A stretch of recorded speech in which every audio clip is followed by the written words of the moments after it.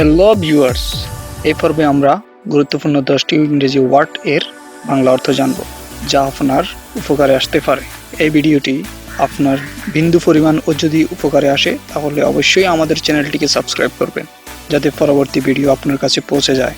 তো চলুন আমরা ওয়ার্ডগুলো জেনে আসি।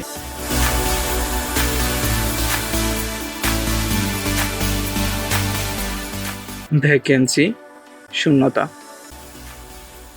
ভ্যাকেন্ট, শূন্য। ভ্যাকেন্টলি, উদাসভাবে বা শূন্য মনে। ভ্যাকেট, খালি করে দেওয়া। ভ্যাকেশন, ছুটি।